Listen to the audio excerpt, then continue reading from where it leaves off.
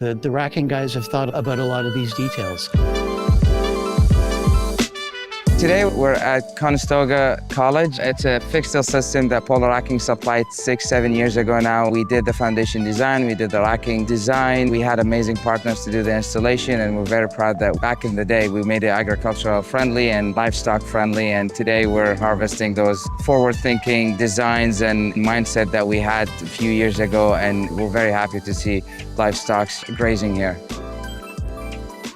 A lot of the feedback has been positive. A lot of people, were surprised that this was kind of going on in a more urban setting. It was installed at the same time that a geothermal system was installed over at our main campus building. Much of the energy that's generated here is used to power the geothermal system that helps heat and cool that building throughout the year.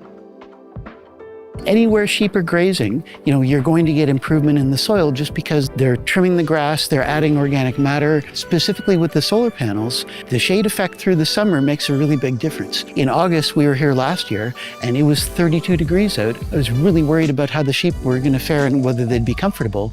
Well, they can lie down under the panels because the soil is always much cooler out of the sun, so it's maybe 24, 25 C at the soil, so they sort of spread out and have a nice cool place to lie. What we did here is a few things. It's elevating the system, ensuring that it has a higher leading edge, wider spans between the arrays, ensuring there's just enough space for a tractor, there's enough space for operation and maintenance vehicles, there's enough space for livestock. And another thing that I think we really solved here is it was a very smart design when it comes to the foundation. We minimized the soil disruption here essentially.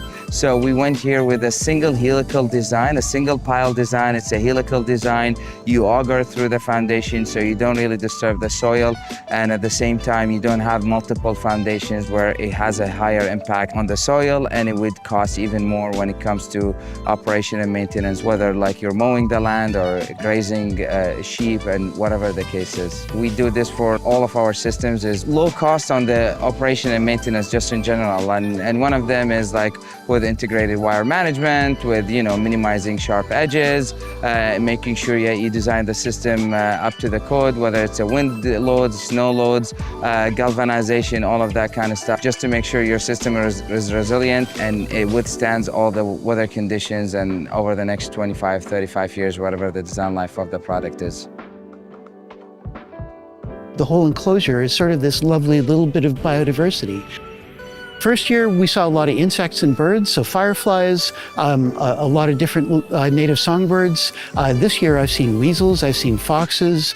So, part of the magic is it's a fenced-in area. So the animals are safe from their bigger predators. So the guys that are small enough to get through the fence can make quite a nice living in this enclosure.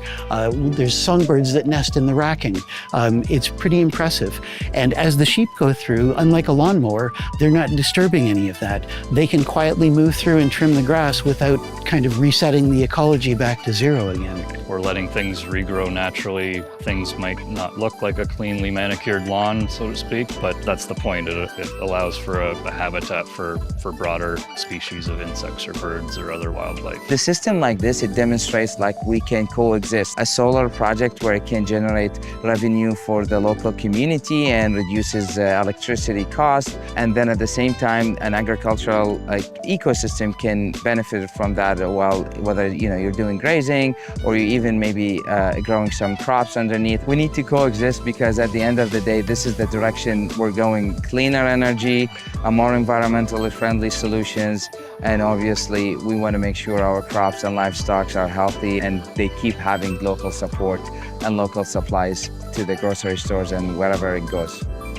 As a livestock farmer, I would absolutely endorse this. I'd like panels for my pasture. We have 20 acres of open field, and it would be lovely to have some shade and that generated electricity at the same time. It seems like a no-brainer.